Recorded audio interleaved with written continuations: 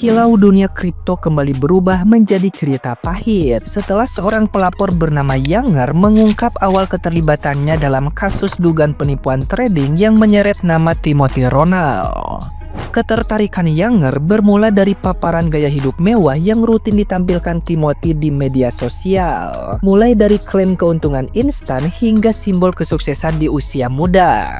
Dorongan untuk meniru kesuksesan tersebut membuat Younger bergabung dengan Akademi Kripto dan menggelontorkan dana puluhan juta rupiah demi status keanggotaan yang dijanjikan eksklusif. Dari sinilah kepercayaan tumbuh, seiring narasi keuntungan fantastis yang terus dipaparkan. Masalah mulai muncul saat Younger diarahkan membeli koin Manta dengan janji imbal hasil ratusan persen. Alih-alih untung, kerugian justru menumpuk hingga miliaran rupiah. Sementara arahan yang diterima hanya bertahan dan terus membeli. Ketika kerugian semakin dalam, ruang diskusi justru tertutup. Kasus ini akhirnya dilaporkan ke Polda Metro Jaya dan mencuat ke publik melalui media sosial. Memperlihatkan bagaimana rasa takut, ancaman, dan janji keuntungan instan berujung pada proses hukum serius. Kalian tahu ya, si TR ini merupakan suatu influencer yang sangat terkenal. Nah, saya melihat dia dari Instagram, dari cara dia flexing segala macam, kaya dari kripto, cepat, terus bisa beli mobil mewah dalam usia muda. Nah, itu saya tergiur. Maka dari itu saya belilah membernya. Dan membernya itu bukanlah harga murah loh. Saya beli awal 9 juta. Terus diiming-imingin ada member yang lifetime seharga 39 juta. Total ya saya habis di 50 lah. Kurang lebihnya untuk member. Nah, gimana nih menurut netizen yang terhormat? Silahkan berkomentar ya. Teman-teman yang lagi ramai di media sosial, sudah tahu kasus ini?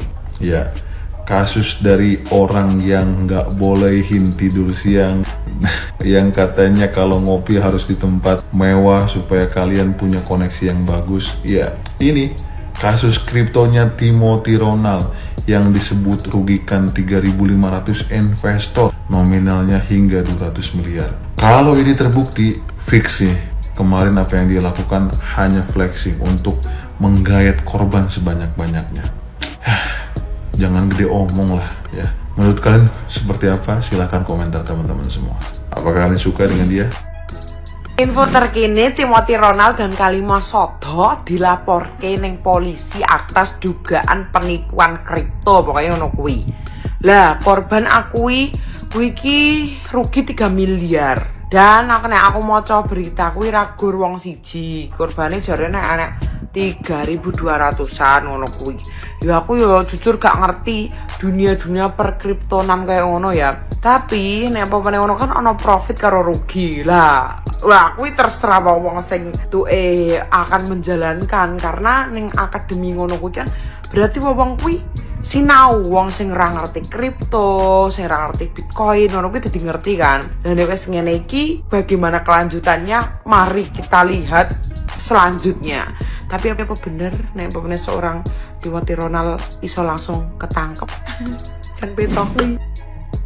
Influencer kripto Timothy Ronald sedang ramai diperbincangkan atas dugaan penipuan terhadap korban-korbannya. Bagaimana cerita lengkapnya? Timothy Ronald sedang ramai diperbincangkan karena adanya laporan mengenai penipuan kripto, di mana korban melaporkan bahwa mengikuti kelas Timothy Ronald di Akademi Kripto, kemudian dianjurkan oleh Timothy Ronald membeli koin Manta yang dianalisa akan mengalami kenaikan yang tinggi. Ternyata koin tersebut jatuh. Sekarang pertanyaan besarnya, kita analogikan, ketika kalian bertemu teman kalian berdua, dan teman kalian menganjurkan membeli batu bacan karena menurut analisa teman kalian harganya akan naik tinggi.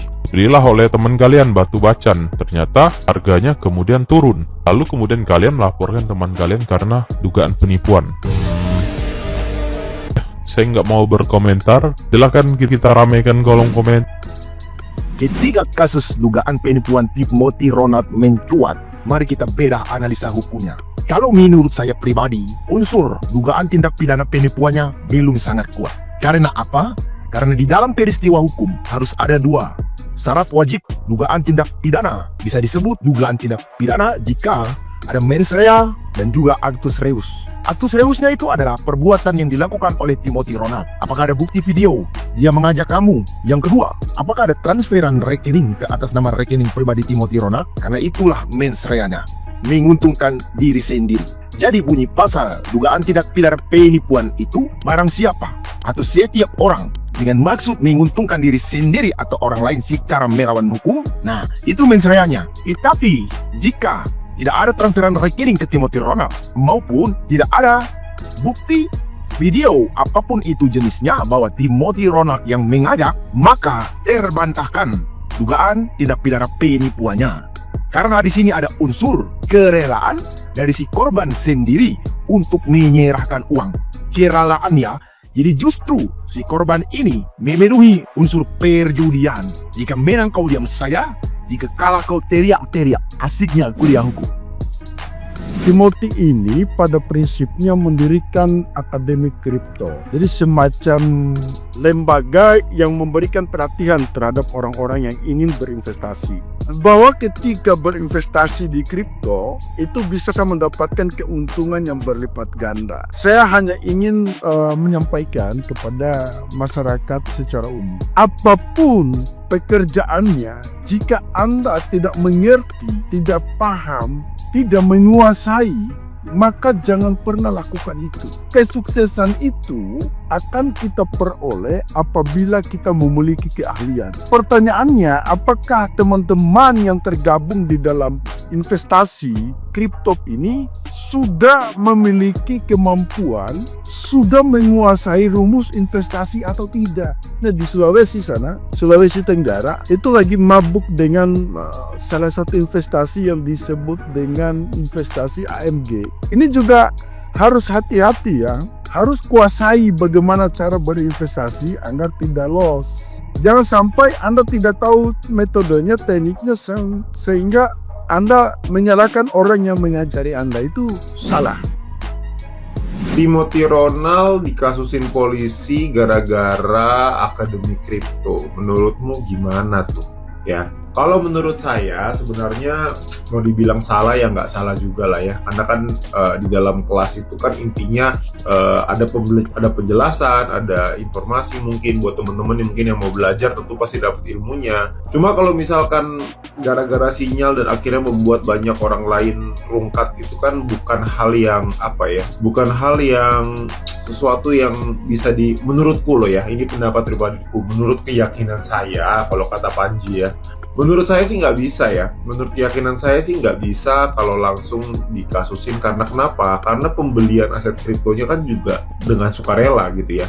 Beli masing-masing, bukan dipaksa beli di platformnya dia. Beda kalau misalkan ada crowdfundingnya di sana. Tapi kalau misalkan penjualannya kelas, memang teman-teman mau ikut, memang pengen belajar ya. Tapi harapannya tentu tiap orang beda-beda. Ada yang pengen langsung cepet kaya, ada yang pengen langsung dapat hasil instan. Ya tentu beda hasilnya gitu. Makanya kenapa kita di sini merasa bahwa ya kalau misalkan dikasusin, menurutku sih kemungkinan nggak tahu ya kuat atau enggak ya, rasanya sih nggak terlalu kuat ya kalau menurut keyakinan saya. Jadi kalau misalkan teman-teman di sini ikut kelas dan berharap dapat untung besar, tentu teman-teman harus mengerti satu hal, namanya trading, namanya kita masuk ke pasar keuangan, ini bukan hanya soal sinyal, tapi soal timing dan juga soal mental. Tidak semua sinyal pasti benar, kadang-kadang ada banyak gejolak-gejolaknya juga gitu ya. Tidak semuanya pasti akan membawa keuntungan buat teman-teman. Tentu mungkin ada untungnya, tapi nggak semuanya pastinya gitu ya. Dan ini balik lagi ke mental teman-teman semua. Ya, kalau misalkan mau siap untung, berarti harus mau siap rugi kan gitu ya. Jadi kalau misalkan teman-teman maunya untungnya aja tapi nggak mau ruginya, berarti strateginya harus beda. Nggak bisa strategi yang mau dapat jackpot gitu ya, mau dapat uang besar sekaligus tuh nggak bisa. Kalau misalkan kita mau pakai strategi dengan resiko yang minimal, itu kita harus punya strategi yang lebih risk free ya. Artinya risk free ini karena kita punya strategi yang mateng dan kita tahu what to do gitu. Nah, banyak orang itu nggak tahu what to do-nya. Makanya kenapa kalau aku sendiri sih pakainya pakai auto trading ya. Kita pakai trading otomatis karena kita udah punya strateginya. Jadi kalau misalkan lagi masuk ke pasar keuangan itu kita nggak main pakai all in-an. Jadi kita masuknya bertahap teman-teman ya. Kita pakai konsep DCA ya, dollar cost averaging. dan DCA-nya juga agak panjang, jadi makanya risikonya lebih minimal. Dan ketika harganya naik, tentu kita akan jual dengan perlahan ya, nggak jual di pucuk gitu ya. Jual ketika sedikit ada naik aja kita udah jual, dan semuanya terjadi secara otomatis karena tentu saja yang namanya strategi perlu kita kaji dengan benar. Makanya kenapa kalau misalkan teman-teman saat ini lagi pengen tahu, pengen punya strategi di market crypto seperti apa, mungkin kamu boleh coba pelajarin strategi auto tradingku, karena mungkin dari strategi itu teman-teman bisa dapat gambarannya. Tapi returnnya memang tidak sebesar kalau tiba-tiba teman-teman dapat cuan jackpot 100 kali gitu, enggak ya. Jadi butuh proses, butuh waktu, tapi in time tentu strategi ini dengan resiko yang minimal kita bisa dapat hasil yang maksimal kalau kita lakukan compounding.